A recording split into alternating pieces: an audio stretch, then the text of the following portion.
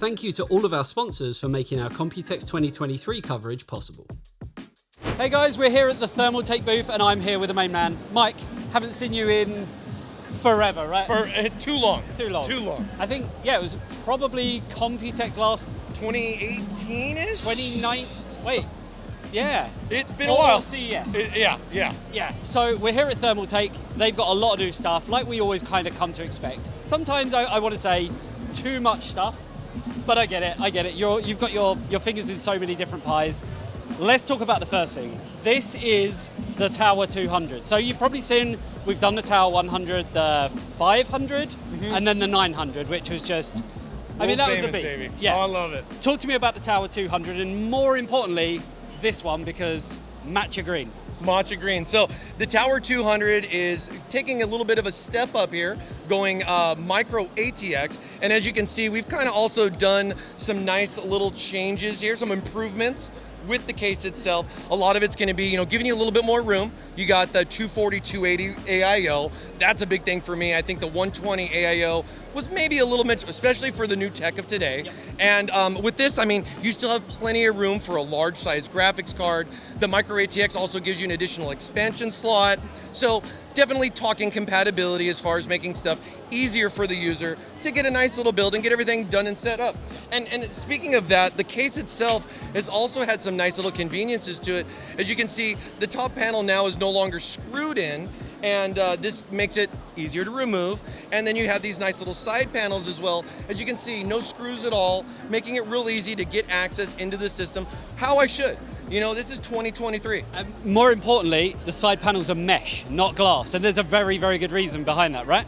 Yeah. With the Tower 100, people were putting 3090s in those. Top of the line Intel, AMD, we saw it. So we definitely wanted to take that feedback and make it better for the 200. So instead of doing the glass mesh combo, we basically just opted to go with the full mesh. And it also has a nice magnetic filter in here as well, fully removable, easy to clean, stuff like that as well. I think it's safe to say, like, from the 100, you learned a lot, and then changed the things that, maybe people were craving, what you realized needed to be changed and things like that. But you even went kind of one step further, because even on the motherboard tray, you now have like hexagonal sort of cutouts and things. What's the reasoning behind that? So, I mean, you're trying to get as much airflow in a small compact box as much as you can. The Tower 200 gives you 2 fans in the back. So we don't want fans just blowing against the wall. So therefore, why not put some holes in it to just give you a little bit more? So I think the Tower 200 is going to fit in real nice with the series, giving you a little bit more than what you get out of the 100, but at the same time, keeping it a nice, fun little size, for people that don't want something like the 500 or the 9. Okay, so the weirdest thing, at least it is for me, I'm, not really digging the color scheme too much, especially the fact that there is already green and turquoise. What's the idea behind matcha green? Here at Thermaltake, we're all about doing something different, creating new innovation, and we've been doing this color scheme idea for a few years, kind of dabbling out, seeing what people think about new stuff. And yeah, we do have 5 colors of the Tower 200, just to mention you guys, but this is our new matcha green here for Computex. So it has got a screen on there that is bought separately, just like you expect with other cases that we've looked at, like the Series 500, which had the screen and stuff as well.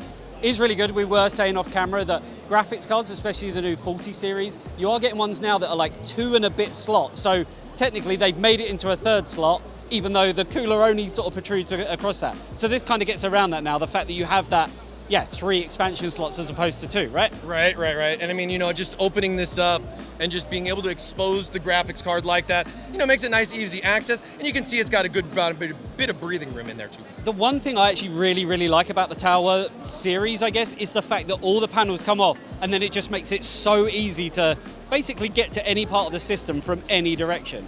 And I can also see here it has got something holding up the graphics card as well, right? Yeah. So actually, one of the things we added with the 200 was this new little GPU bracket. It's more or less just a brace to kind of support it a little bit and keep it nice and lined up and kind of secured, especially for the larger cards or even the smaller cards. You can just kind of lock it in there. It is optional too, but I think it's a fun little add-on. Yeah, definitely. So there's a lot more that we are going to look at. So we're going to go over there in a second to look at some cases that you've probably seen, the motherboards with the connectors on the back in that. Thermaltake have now, I guess, come up with a solution for that. So let's go over to there. Okay, so moving over, we've seen the Series 500 before. That's just over in the background. We've now got the Series 300, so as the name suggests, we kind of see this with Thermaltake all the time. They'll make a model, then they'll just make a few that are bigger, a few that are smaller, but then you've also got another kind of trick up your sleeve, which is what I want to focus on. So tell me why this one is different, Mike. So this one right here is the Series 300. This is a new model from us, a little bit smaller in a mid-tower style, but this is our Tough Edition. And with that, we have something very special to show you. We have been working closely with ASUS, and as you will see, we have accommodated the case to support ASUS's plan with the motherboard connectors on the back side of the PCB. And as you can see here, dedicated cutouts for separate independent areas, even for the M.2 to be able to support for people that are looking to have a different look, and of course to co-op with ASUS for their new design. So we were saying off camera, I think we're both in agreement that we're both not quite sure, right, whether we like it or not. Right. So what are your reasonings? Why do you like it? Why do you maybe not like it? Well, I would say, ASUS, we work really close with ASUS. Happy to support ASUS and their ideas. I'd love to see the market always try to, how do you change a box and make it different? How do you bring something new? We'll all have to see how this adapts in the market, but Thermaltake is ready with the Series 300 and the Series 500 Tough Edition cases that are going to be sporting this new style here. And just to mention too, the Series 300 will also be coming in a standard, just to mention as well, this is going to be a special edition, a Tough Edition that we'll have. Is this one going to cost a little bit more in comparison to the standard? I'm not too sure that the price is going to be that much different, but I don't have a final price on this. But as far as I know, for the Series 300, we're looking at MSRP around $99.99. Okay. And what about availability? Like pretty quick, next month or so? Actually, it could be, it's end of May, June. We could see that this is actually already on its way to the US at least, but I believe a lot of other regions should see this within the next month. Okay. So the reason I'm a little bit torn, I like the idea of it. Obviously, we saw these motherboards probably a few months ago, was like the first time that we really started seeing people take interest in it.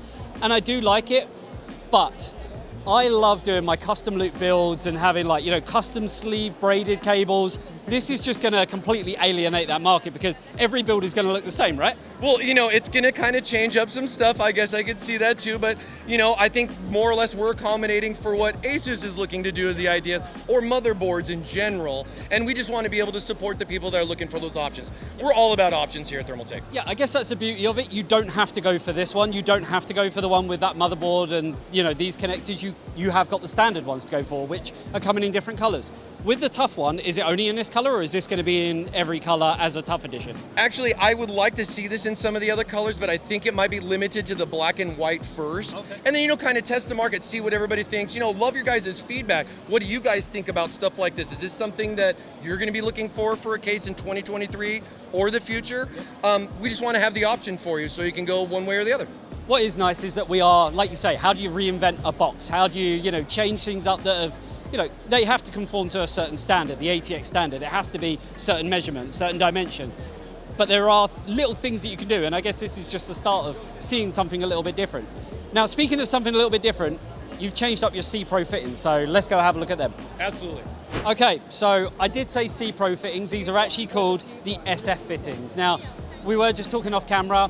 Don't know whether these are going to be replacing the C Pros, whether that's going to be something that happens straight away, whether they get phased out, something like that. But there's been some huge changes on these, and I'm a massive fan of the C Pro fittings purely because, how many washers? 4, is it? 4 O-rings. Yeah, so it has 4 O-rings. I've never ever had a leak anytime I've used the C Pro fittings.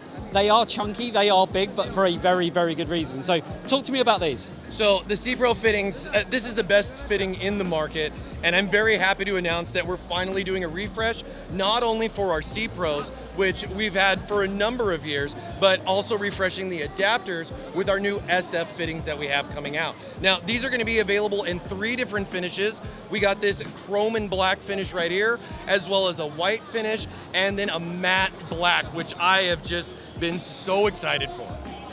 So it doesn't just stop at the normal fittings. We do now have different ones across the whole range, right? Right. So we've actually have a brand new 90-degree fitting that we're doing, and we have that in all 3 of the new colors. We've added some new extensions and adapters to kind of fit the series. I think it was something we definitely needed to do from when we had just the C Pros out, and now we have a C Pro with its own matching little family or group for fittings. Now, we also spoke off camera about the general design on this and what you think it looks like, which is? Well, to me, I mean, as a car guy, this gives me a nice little car vibe. This looks like a cam to me with the gnarling that's on there. And I think it's a really cool look. It's probably one of the best ways you could refresh that C Pro. Yeah, definitely. So I'd actually like to know, do you guys agree with Mike, or do you think this looks a little bit different? Like I said, I think it looks amazing, especially in the matte black. These ones just look so... I think the C Pro did. They look premium in comparison to anything else on the market. Would you agree with that? Absolutely. Yeah. So, yeah, new fittings, same, I guess, internal structure. We still have the same, amazing quality behind it as well. When are these going to be on the market? We're looking a late summer, I would say. It could be sooner, so I don't want to give people any too early. But we are looking to do a nice refresh, and we hope you guys are excited for it. There you go. That about sums it up for the Thermaltake booth. Thank you very much, Mike. Lots of stuff here. We couldn't even cover everything because otherwise we really would be here kind of all day. But hopefully it kind of gave you guys a bit of an idea as to what's coming out from Thermaltake. Some really, really cool innovation, especially with the case, the Series 300. The matcha green, still not completely sold on, but I don't know, maybe it will kind of grow on me a little bit. But these fittings look absolutely amazing. Again, thank you, Mike. Let's not wait 4 years until we do this again, right? Been too long, my friend, been too long. Thank you guys so much. There you go. Stay tuned for more Computex 2023 coverage, and I'll see you in the next one. See you later, guys. Bye-bye.